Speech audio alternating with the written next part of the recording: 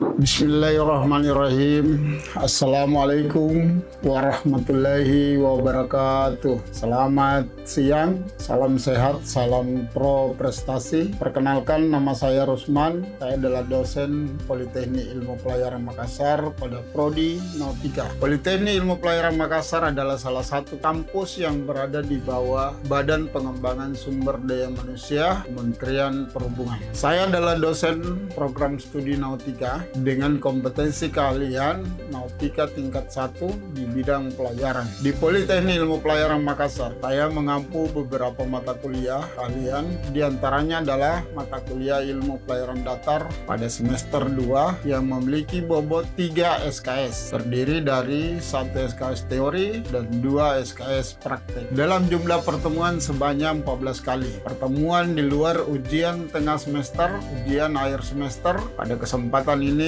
saya akan menjelaskan mengenai teknik pembelajaran yang saya gunakan, yaitu sistem delivery, interaction, and assessment. Sebelumnya menjelaskan lebih jauh mengenai ilmu pelayaran datar, saya akan menjelaskan secara singkat capaian pembelajaran mata kuliah ilmu pelayaran datar. Mata kuliah utama yang wajib dikuasai oleh mahasiswa untuk mendapatkan sertifikat ahli nautika tingkat 3 yang nantinya di atas kapal dia akan menjabat sebagai Marine Officer kelas 3 pada kapal-kapal dengan bobot DWT 10.000 dan daya dorong 3.000 kW atau lebih sesuai dengan IMO Model Course 7.03 dan STTW 1978 Amandemen 2010. Mata kuliah ini memberikan bekal pengetahuan, pemahaman, serta keterampilan dasar dalam perencanaan pelayaran dan penentuan posisi kapal. Pembahasan dalam mata kuliah ini meliputi pembahasan pengusahaan konsep-konsep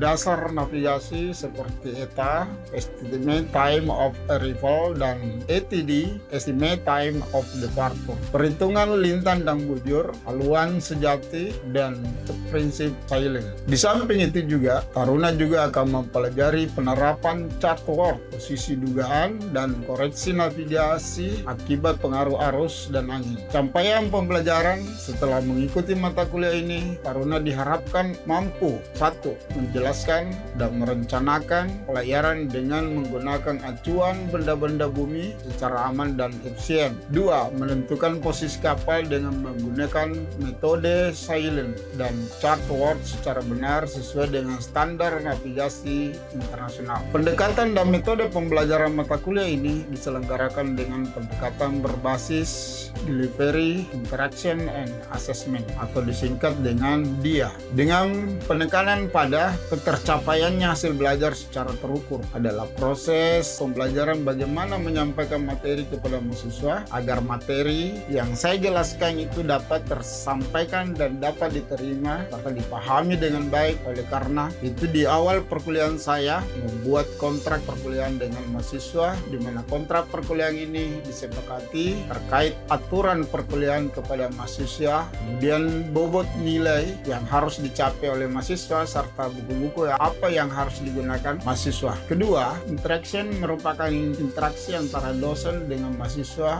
dalam melakukan pembelajaran agar pembelajaran dapat tercapai. Sesi ini merupakan bagian yang sangat menyenangkan antara dosen dan mahasiswa. Ketiga, assessment. Assessment merupakan pemberian tugas kepada mahasiswa guna mengukur kemampuan mahasiswa itu sendiri. Hal ini saya lakukan secara objektif yang pada pertemuan awal saya akan memberikan kuliah semacam kontrak kuliah. Salah satunya terkait dengan bobot nilai yang harus dipenuhi oleh mahasiswa. Adapun bobot nilai penilaiannya terdiri dari semester atau UTS 30%, tugas mandiri sebanyak 25%, dan ujian akhir semester sebanyak 40% serta kehadiran sebanyak 5%. Yang kehadiran merupakan bagian dari keaktifan mahasiswa yang harus dia jalani dan mendorong mahasiswa untuk aktif mengikuti perkuliahan karena kehadiran dianggap sebagai bagian dan tanggung jawab akademik. Ujian semester memiliki bobot sebesar 40% dari nilai akhir. Ujian ini dilaksanakan di akhir semester dan mencakup materi-materi yang telah diberikan yang dari dosen kepada mahasiswanya. Selanjutnya ujian tengah semester sebesar 30%. Ujian tengah semester ini merupakan nilai akhir sebanyak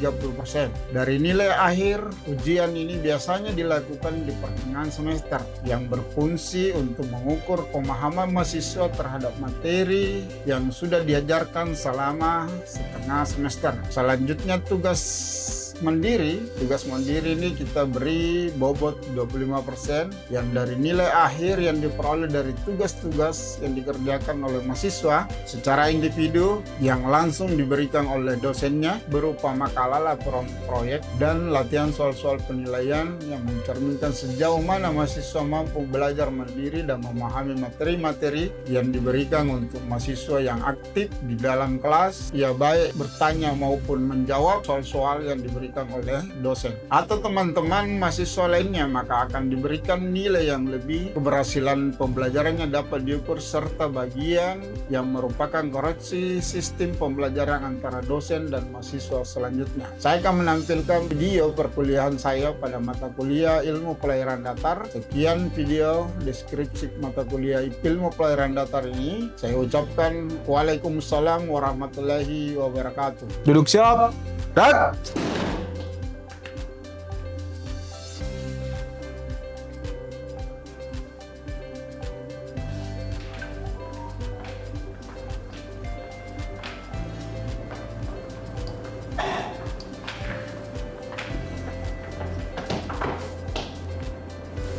lapor kelas Nautika 2 India siap mengikuti pelajaran ilmu pelayaran data. Baik, laporan saya terima. Istirahatkan. Siap.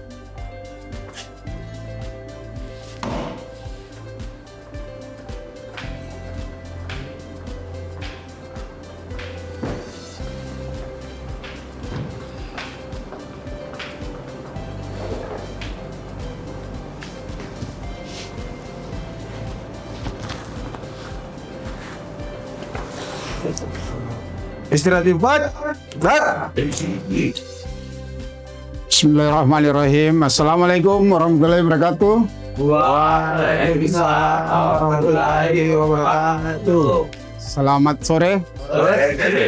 Baik, hari ini kita melanjutkan dengan pertemuan kita kemarin, minggu yang lalu, yaitu bagaimana kita mengenal bumi dan bagian-bagiannya. Sekarang kita lanjutkan ke materi dengan sub pokok bahasan adalah pembagian mata angin. Oleh karena itu, saya harapkan para mahasiswa ini, mungkin saya sebentar mereview kembali pelajaran-pelajaran minggu lalu terkait bentuk bumi. Untuk di sebelah Taruna siapa? Mulai Iqbal. Bentuk bumi itu seperti apa? Bulat. Bulat itu berarti tidak ada ujung, ya.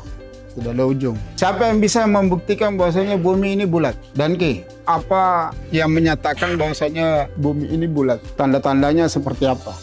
Coba. Siapa yang bisa yang menyatakan bumi ini bulat? Nah, saya berikan sedikit supaya wawasan kalian itu langsung terbuka. Kita ketika berdiri di sebuah pantai, di mana kita berdiri sebagai pengamat, apa yang kita pandang ke laut? Bentuknya apa? Garis. Garis lurus tuh? Ya. Apa namanya? Cakrawala. Ketika kita sampai di ujungnya, kita berdiri lagi, apa yang kita lihat lagi? Sama. Berarti adanya apa? Salah satu bentuknya adanya pergantian siang dan malam. Adanya kutub, utara, selatan, timur, barat, ya. Kalau kita berjalan di sebuah garis, jika kita sampai di tujuan, tetap dia akan ke bawah. Kita bisa juga melihat bentuk globe bumi, itu salah satu. Jadi kita masuk ke, kemarin kita sudah mendefinisikan bentuk bumi, definisi lingkaran bumi, dan lain sebagainya. Kemudian di poin bab 1 ini ada pembagian mata angin. Mari kita lihat mata angin ini. Ada di poin 1.6 pembagian mata angin. Jadi hari ini kita belajar dulu tentang teorinya, seperti apa ini mata angin. Di sini menyatakan pada gambar mawar pedoman, di bawahnya ada garis utara selatan timur barat, ditarik tegak lurus melalui titik pusat mawar. Mawar pedoman akan terbagi menjadi 4 kuadran. Mawar pedoman seperti apa? Ini kompas, itu kompas. Di peta juga ada mawar pedoman. Satu lingkaran berapa derajat? 360. Di sini ada pembagian 4 kuadran ya. 4 kuadran itu seperti ini. Ini kuadran 1. Ini 2. Ini 3. Ini 4. Ini utara, selatan, timur, barat. Tuh, yang masuknya daripada itu tadi, utara, selatan, timur, barat. Di sini ada sudut atau surat. Surat ini, satu surat adalah 11. 11, satu surat, sebenarnya 11,5 derajat. Berarti kalau mau menuju ke 6 surat, itu 180, 8 surat itu 90, kemudian 32 surat 360. Jadi 8 surat itu 190, kemudian 6 surat 180 derajat. 32 surat 360 atau 00. Kemudian berikutnya ini pembagiannya, bisa dilihat lebih jelas. Dapat jadi di mawar pedomang ini ada N, pembagian mata angin dari 4 terbesar ini menjadi berapa sudut ini? 32. Jadi 32 mata angin yang harus kalian tahu. Karena kalian ini adalah jurusan nautika, mengoperasikan kapal, melayarkan kapal. Jadi semua sudut-sudut ini atau arah mata angin ini harus tahu. Kadang-kadang ada seorang komando mengemudikan kapal baik Pandung maupun nakoda itu tidak menyebutkan inisial. Misalnya barat, berapa sudutnya? Timur berapa? Itu kadang dia bisa menyebutkan angka. Kalau angka itu gampang, tapi nama banyak orang yang tidak paham di sini ya. Ini harus dihafalkan. Selatan berapa, tenggara berapa, tenggara kiri, tenggara menenggara bagaimana. Ini harus dihafalkan ini. Nanti kau lihat sendirilah. Yang punya jam juga kan ada kompas itu. Ada yang mau ditanyakan di sini? Semua paham?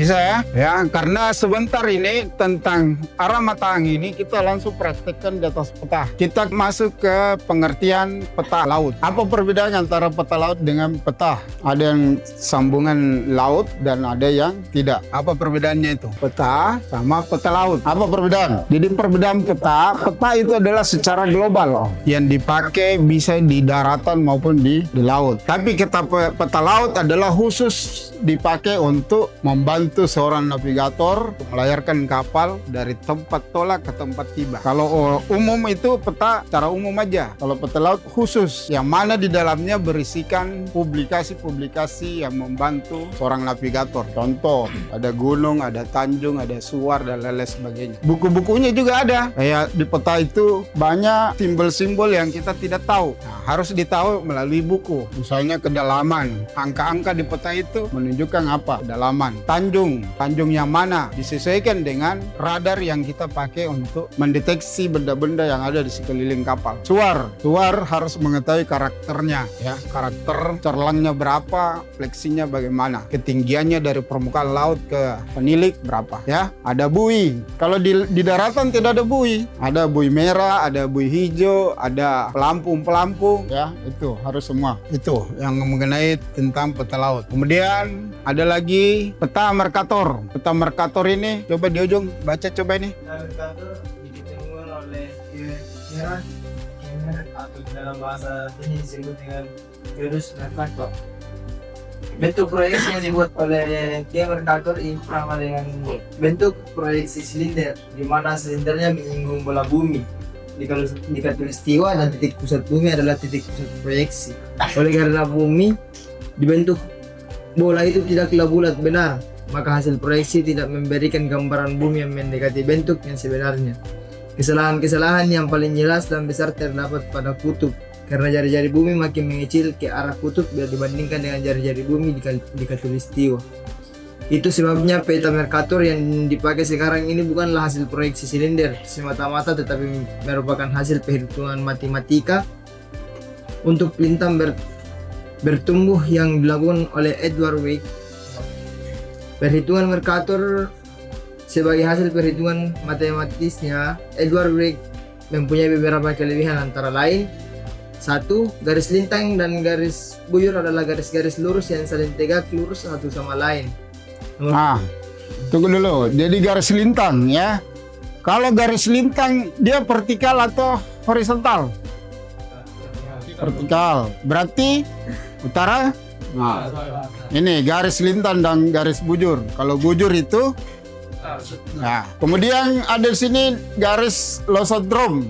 Haluan kapal juga merupakan garis lurus. Di peta garis losodrom memotong bujur-bujur atau sudut-sudut yang sama. Kemudian sudut antara garis haluan dan di bumi sama dengan di peta. Jadi di bumi sama peta itu sama. Jadi apa yang yang ditampilkan dengan radar itu sama dengan di peta. Kadang-kadang juga di peta itu banyak yang dipakai tidak sesuai dengan tahun yang berjalan. Makanya ada di situ koreksi peta, terutama tahunnya. Ada increasing maupun annuality ya. Di situ ada. Nanti kita lihat sebentar. Kemudian ini sudut-sudutnya sama. Ini sudut ini nol sini ke atas. Ini dia A ke B ya. Ini garis losodrom. Untuk kepentingan berlayar pada umumnya, peta harus mempunyai syarat-syarat berikut. Sudut-sudut di bumi harus dapat dipindahkan ke peta tanpa perubahan. Kemudian losodrom, garis haluan di peta harus dapat dipindahkan sebagai garis lurus. Ya, nanti kita praktekkan sebentar. Berikutnya, penentuan jarak. Penentuan jarak. Jadi di peta itu, di peta ada satuan-satuan yang harus kita tahu. 1 mil berapa kilometer, berapa meter? Karena di peta itu 1 mil sama dengan 1832 apa 35? Meter atau kilo? Meter. Ini karena kita harus nanti menentukan jarak, jadi harus tahu. Yang kita pakaikan dengan nanti pakai jarak itu adalah jangka. Berapa jarak yang kita tempuh selama satu periode jam jaga ya. Jam jaga itu di kapal ada 4 ya. Jam jaga juga ada 4. Jam jaga 1 itu ada 3 kelompok ya jaganya. 2, 3. Kalau kapal besar ada 4 biasanya. Di sini jam jaga 1 di jam berapa? Ini jam jaga 1 ini misalnya Mualim 1. Mualim 1. Jam jaga 2 Mualim 2. Mualim 2. Jam jaga 3 Mualim 3.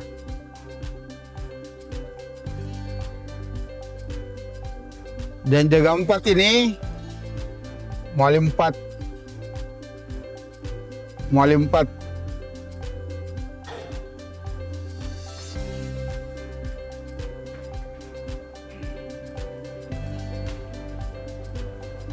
Bagi 3 aja supaya kau lebih. Ya, di sini Mualim 1 itu jaganya jam berapa pagi hari?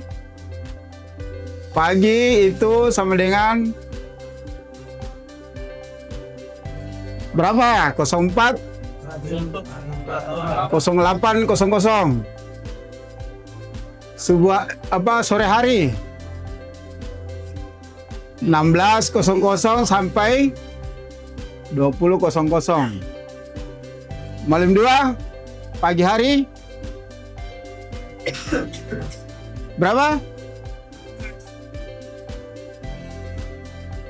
00 sampai 04. Siang hari 12.00 sampai 16.00. Mualim 3 berapa? 08.00 sampai 12.00.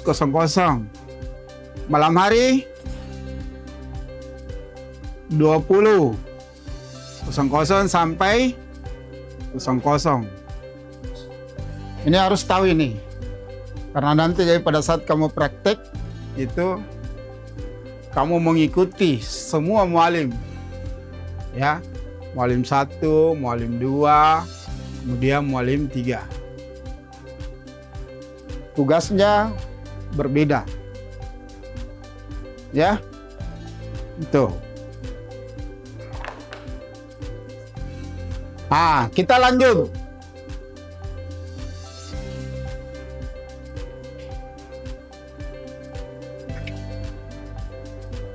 Ini ada beberapa skala. Ya, skala peta. Kita masuk ke skala peta. Ada di sini namanya peta ikhtisyar, Kemudian ada peta samudra, ada peta antar pulau, ada peta pantai, ada peta penjelas, ada peta pelabuhan. Ini masing-masing ada skalanya, ya. Jadi harus tahu. Kemudian ketentuan keterangan umum pada peta laut, ya. Ini ada nomor peta, dan lain sebagainya, ya. Ada tahun surveinya, tahun penerbitannya, tahun penerbitan baru, tanggal koreksi, koreksi kecil, tahun percetakan, skala peta, kemudian ukuran peta, dalamnya laut. Ada semua ini. Ya, ini. Nanti kita sebentar di session berikutnya ini sampai praktek, karena ini pertemuan ada teori dan ada praktek. Satu SKS praktek teori, kemudian 2 SKS praktek. Kemudian bagaimana merencanakan jalannya pelayaran. Di sini adalah pakailah selalu peta dengan skala terbesar. Kemudian tarik garis haluan dengan bantuan benda-benda bantu navigasi. Bantu navigasi, kemudian posisi kapal dapat dilukis dengan jelas. Kemudian perhitungkan kemungkinan pengaruh arus, angin, dan cuaca. Misalkan kapal terhindar dari bahaya navigasi. Ya. Kemudian dibawa dan lain sebagainya. Dari sini ada yang mau ditanyakan? Jelas? Ada yang mau ditanyakan? Oke, kalau tidak ada pertanyaan, kita langsung saja praktek supaya lebih jelas. Karena kita melihat langsung cara menarik garis haluan, cara yang kita tempuh, cara menentukan utara pedoman, utara sejati, utara manit, haluan sejati, dan lain sebagainya. Kalau begitu kita sampai di sini dulu. Terima kasih. Assalamualaikum warahmatullahi wabarakatuh. Selamat sore. Kita akan praktek apa yang kita pembelajaran yang sebelumnya tentang teori. Sekarang kita langsung naik ke peta, praktek bagaimana menentukan jarak dan posisi di garis haluan yang kita tuju atau tempat tiba, ya. Oke, ada soal di sini. Setiap kelompok dari kelas ini, karena jumlahnya 24, kita bagi 4 ya, 4 kelompok. Kelompok 1, kelompok 2, kelompok 3, kelompok 4 ya. Oke, ada soal yang mengatakan berbunyi seperti ini. Sebuah kapal, dengar baik-baik. Sebuah kapal bertolak pada posisi, ini ada posisinya 05 derajat 31 menit selatan. Kemudian posisi bujurnya, ini lintang bujur. Bujur 107 derajat 00 menit timur. Yang ditanyakan di sini, dari tempat tolaknya ini di posisi ini dia menuju ke pulau. Ada di peta itu pulau-pulau. Jadi nanti tarik garis haluan. Haluannya di sini, haluan sejati adalah 100 derajat dari posisi ini tadi. Tentukan haluannya ini, garis haluan menuju pulau-pulau itu. Ada yang mau ditanyakan atau dipahami soalnya? Paham? Sekarang kerjakan per kelompok. Nanti sampaikan berapa jarak tempuh dan posisi tibanya. Sekarang mulai. Posisi lintangnya di mana? Ini kan 5, 30 menit kan di sini. Berarti di sini berapa? 4. Oh ini salah 4. 4 ini. 4 derajat ini. Silakan.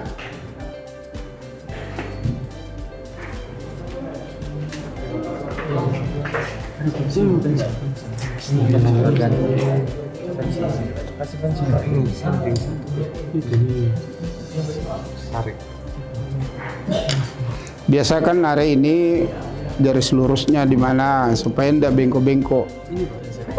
Ya. Ya. Tarik di mana dia? 31-nya itu di mana? Kalau terlalu jauh ke bawah, ini di atas ini. Ya. 31. Tuh. Ya. Ya. Nah, sudah. Berarti tolaknya di situ. Tulis lintangnya berapa.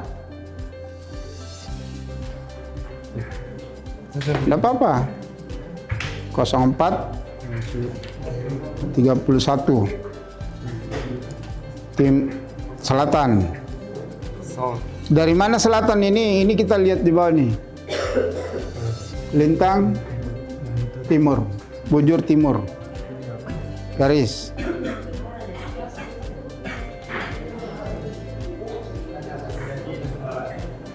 Nah, setelah dapat ini, baru kita menarik garis haluan 100 derajat.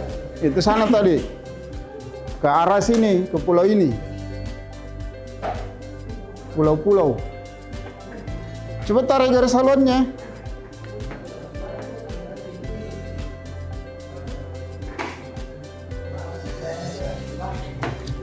Seratus. Jadi kalau megang ini jangan terlalu kayak dipegang seperti ayam gitu loh. Ini ditahan, ini digoyangkan. Kalau ini yang mau digoyang, ini yang ditahan. Sudah tahan lagi ini yang digoyangkan, lepas nih. Kamu mau menuju ke sini tuh? Nah, tarik garis haluan ke sana, terus, terus, sambung lagi. Kalau mau tarik lagi ini yang ditahan, terus tarik ke sana.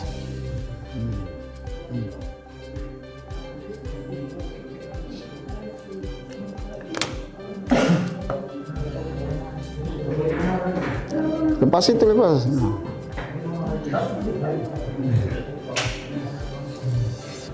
Garis. Nanti rubah haluanmu lagi. Nah, sudah ini kita rubah lagi ke bawah. Berapa ini? Berarti 2 kali nanti. Berarti di sini perubahan haluan di sini. Berarti AC across dari 100 ini berapa ini? Ya. Nah, baru kau nanti jangkakan di situ. Sampai situ berapa jarak tempuhnya itu? Nih. Coba ke bawah. Mana anunya? Ini mau saja ambil aja mau kok itu ini. Ini ambil. Baru ini pindahkan lari ke sini. Berapa itu?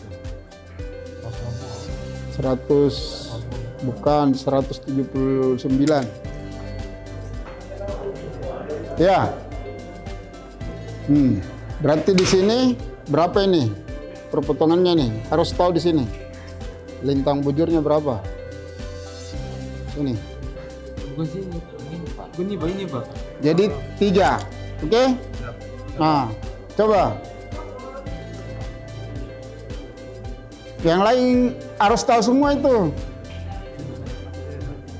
Ini menentukan jaraknya. Jarak yang ditempuh kapal. Dari tempat sini, terus turun dari 100, menjadi berapa nih tadi? 179 ya? Mana spidol?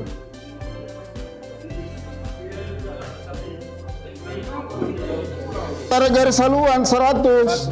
Tahu itu.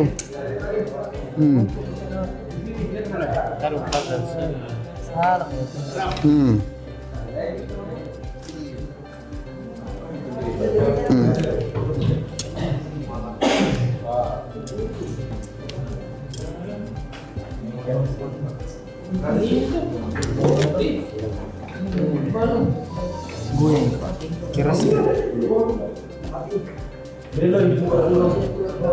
Sampai sini Pak titiknya. Iya.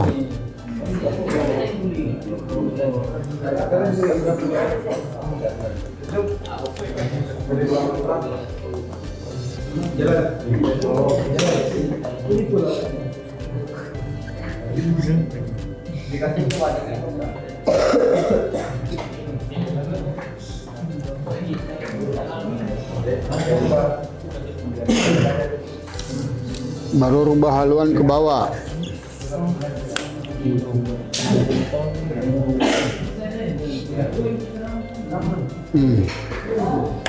Berarti di sini harus tentukan lintang bujurnya berapa, ya, haluannya berapa ke sana.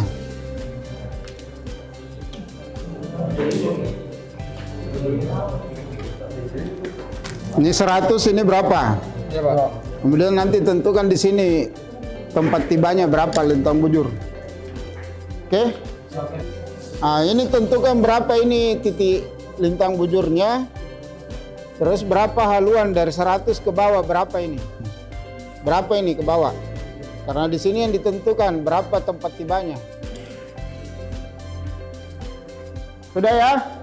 Assalamualaikum warahmatullahi wabarakatuh. Waalaikumsalam warahmatullahi wabarakatuh. Selamat sore. Sore.